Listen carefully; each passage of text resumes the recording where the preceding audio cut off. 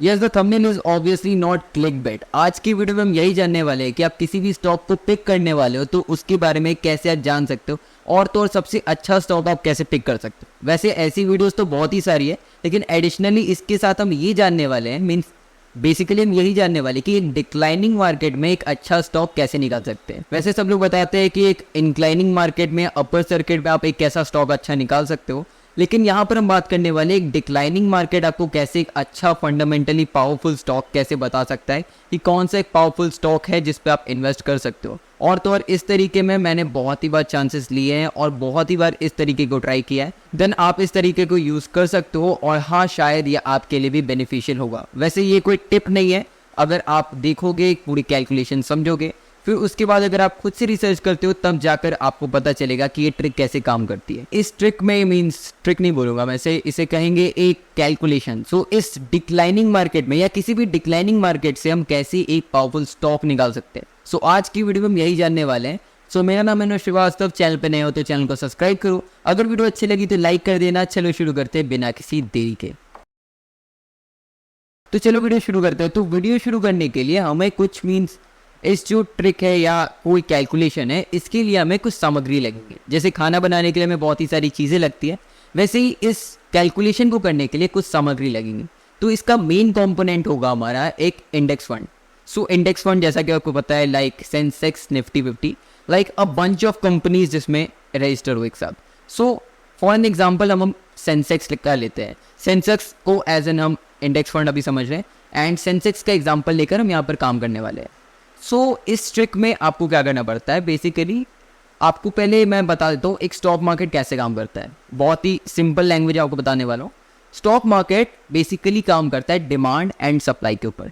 Okay, demand and supply क्या है? So demand and supply क्या है, बेसिकली समझ लो एक इंसान है और उसको महीने के एक बोरी चावल लगते हैं। सो एक इंसान है और एक बोरी चावल है, तो यहाँ पर डिमांड एंड सप्लाई मैच हो गई। ओके, लेकिन यहीं पर अगर दो इंसान है और वहाँ पर दो बोरी चावल है, तब यहाँ पर डिमांड एंड सप्लाई मैच हो गई। लेकिन अगर 10 आदमी है और वहीं पर 5 बोरी चावल है, तो डिमांड एंड सप्लाई यहाँ पर मैच नहीं होती और डिमांड ज़्यादा बढ़ेगी, और इस डिमांड का जो डायरेक्ट इफेक्ट होगा वो होगा प्राइसेस पे। सो ये बहुत ही बेसिक इकोनॉमिक्स है जो सभी को पता रहता है। और तो अगर हम देखें स्टॉक मार्केट में 70 to 80% जो चेंजेस होते हैं वो सिर्फ डिमांड एंड सप्लाई की वजह से होते हैं। मीन्स अगर किसी भी स्टॉक पे बहुत ही ज़्यादा इंटरेस्ट दिखाया जाता है, बहुत ही सारे इन्वेस्टर्स उस पर खरीद रहे हैं, या बहुत ही ज़्यादा उसको कोई बड़ा सा एक प्रोजेक्ट मिल गया हो किसी भी एक कंपनी को, या बहुत ही बड़ा ऑर्डर मिल गया हो, तो इसीलिए उसकी डिमांड बहुत ही ज़्यादा इंक्रीज़ करती है और डिमांड के साथ साथ प्राइस भी इंक्रीज़ करती है। या फिर किसी कंपनी ने अपने पिछले क्वार्टर में बहुत अच्छा प्रॉफिट किया हो, इन सब रीज़न की वजह से एक प्राइस जो होता है स्टॉक का वो ऊपर नीचे जाता है, जो 70 to 80% डिफर करता है, और जो बचे हुए 10 to 20% है, 30% है, 20-30%, सो वो डिपेंड करता है फियर पे। सो देखो यहाँ पर ज़्यादातर काम जो होता है, फियर मीन्स जो डर होता है ना, वो one of the main component होता है किसी भी चीज़ को खरीदने में और किसी भी चीज़ को बेचने में। और बेचने में क्या होता है कि अगर मैंने इसको नहीं बेचा तो मुझे ये लॉस होगा, और अगर मैंने इसको नहीं खरीदा तब भी मुझे कोई लॉस होगा, या मुझे जो वैल्यू मिल सकती थी वो अगर मैं इसे नहीं खरीदता तो वो मुझे वैल्यू नहीं मिल पाएगी। सो एक फियर होता है, उसकी वजह से भी स्टॉक मार्केट 20 to 30% डिफर करता है। सो दैट इज, सो यहाँ पर अब हम लोग इन दोनों का कैलकुलेशन मिक्स करने वाले, फियर एंड दूसरा डिमांड एंड सप्लाई। ज़्यादातर हम आज फियर के बारे में बात करने वाले हैं।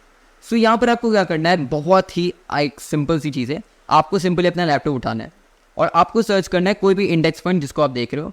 अभी हम सेंसेक्स का एग्जांपल है, सेंसेक्स में इंडिया की टॉप 20 सबसे बड़ी कंपनीज रजिस्टर्ड है। ओके, सो आपको क्या करना है, बेसिकली आपको सेंसेक्स में जितनी भी सारी कंपनीज है, HDFC हो गया, टाटा हो गया, जितनी भी सारी कंपनीज है, उनको एक एक्सेल फॉर्मेट में अपने लैपटॉप पर आपको पुट डाउन कर लेना है। ओके, अब यहाँ पर हम एक डेट चूज करने वाले हैं। सो आपको डेट चूज करना है कि मार्केट जब क्रैश हुआ था।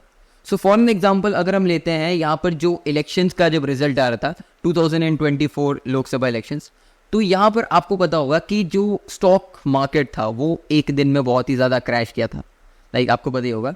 सो यहाँ पर मैं क्या करूँगा, एक डेट आपको from date and to date आपको सर्च कर लेनी है। हम करेंगे जब से एग्जिट पोल्स आने शुरू हुए थे, 25 अप्रैल to 4 जून, यानी कि यहाँ पर जो 2 डेट्स है इन दोनों के बीच में हम गैप देखने वाले हैं। सो आपको क्या करना है, ये 20 कंपनीज़ की लिस्ट बनानी है। लाइक अडानी हो गया, उसके बाद रिलायंस हो गया, उसका HDFC हो गया, जितनी भी सारी कंपनीज़ हैं। आप निफ्टी 50 का भी ले सकते हो, या फिर आप अगर चाहो तो सेंसेक्स का ले सकते हो, या किसी भी टाइप के इंडेक्स फंड का आप यहाँ पर एग्जाम्पल ले सकते हो।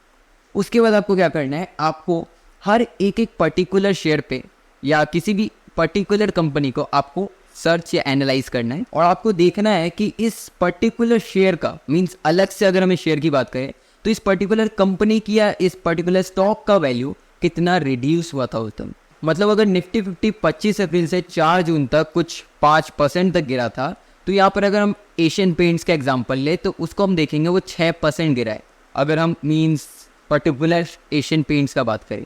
सो यहाँ पर आप देख सकते हो एक पूरा पैटर्न आपको दिख रहा है कि यहाँ पर भी कम हुआ है, निफ्टी 50 में या सेंसेक्स में भी कम हुआ है, तो यहाँ पर एशियन पेंट्स में भी डिप आया है। अब आपको सारी की सारी कंपनीज की ऐसी एक परसेंटेज उसकी साइडवाइज लिख ली है। ओके, जैसे हर एक कंपनी की आपको दिख जाएगी ये साइडवाइज कि इतना यहाँ पर डिक्लाइन आया था। सो अगर आप देखो तो ओवरऑल पूरा का पूरा जो मार्केट था इस दिन, या पूरा इंडियन स्टॉक मार्केट था, वहाँ पर एक बहुत ही मेजर डिप आया था। ओके, बहुत ही एक बड़ा मेजर टिप आया था, और most of the means 90% of the companies loss making थे।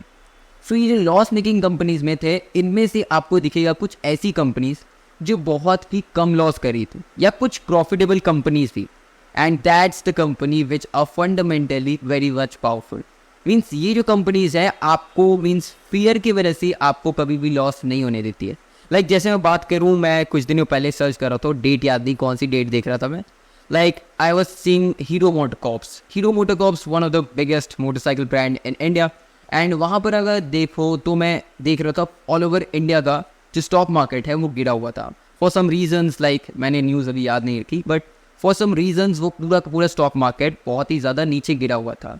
सो यहाँ पर लेकिन हीरो मोटरकॉर्प वो मैंने देखा निफ्टी 50 में एक लौती कंपनी थी जो प्रॉफिटेबल थी, और तो और उसके साथ मैंने देखा कि अमराज बैटरीज भी बहुत ही ज़्यादा प्रॉफिटेबल थी उस दिन। तो यहाँ पर आपको कुछ ऐसी कंपनीज भी मिलेंगी, और तो और बहुत ही सारे ऐसे लिंक्स मिलेंगे जिससे आप समझ सकते हो कि इन सेक्टर्स में कोई भी मीन्स इसका कोई भी मीन्स प्रभाव नहीं पड़ा। लाइक अगर हम बाइक सेक्टर की बात करें तो बाइक सेक्टर में एक बाइक में क्या क्या चीज़ें आती है, एक बाइक में बैटरीज आती है, तो बैटरी कोई अलग कंपनी बना रही है, लाइक एक्साइड बना रही है, अमराज बैटरीज बना रही है। टायर्स आती है, टायर्स कोई और बना रहा है, MRF बना रहा है, सीएट बना रहा है, अपोलो बना रहा है, बहुत ही सारी कंपनीज होती है।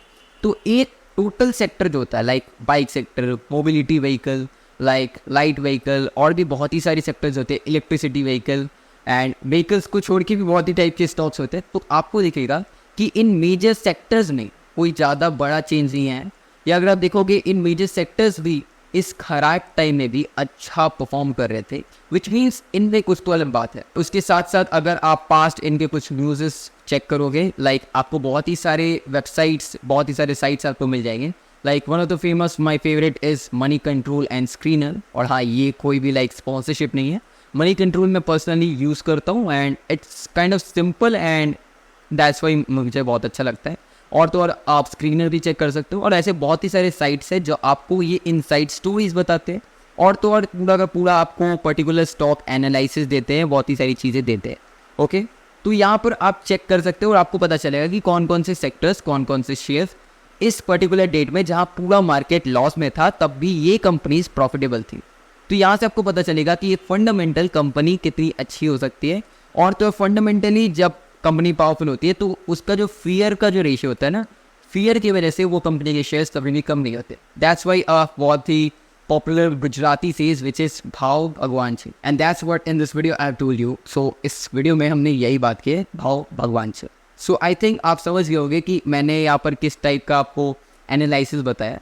सो आज के लिए इतना ही। आई नो ये वीडियो बहुत ही ज़्यादा शॉर्ट थी, लेकिन आप अगर देखो तो बहुत ही ज़्यादा इन्फॉर्मेटिव थी, और तो और मैं आपको यहाँ पर कोई भी टिप नहीं दे रहा हूँ, लाइक आपको ये नहीं बोल रहा हूँ कि आप ऐसे ही करो, आप बहुत ही बार मीन्स इस पर रिसर्च करो, आप देखो 2-3 बार अगर आप देखोगे तभी आपको पता चलेगा। क्योंकि प्रॉफिटेबल मार्केट में आपको सभी लोग बताते हैं कि ट्रेड कैसे करना है, लेकिन जब मार्केट प्रॉफिटेबल होता है तो सिर्फ आप रिग्रेट करते हो कि काश उस दिन मैंने यहाँ पर इन्वेस्ट किया होता।